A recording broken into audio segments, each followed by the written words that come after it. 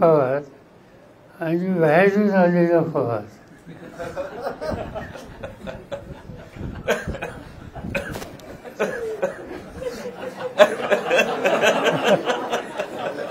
की 30 वेळेला खासदारकीला 91ला खासदारकीला लेखाला निवडून दिलं,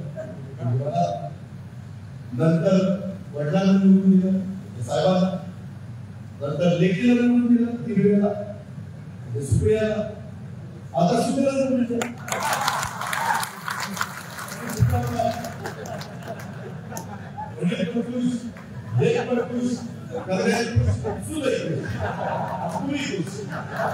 पवार म्हणजे कुठले बाहेरून आलेले, मग एक इशारा होता तुमच्याकडे की बाहेरून आलेले पवार.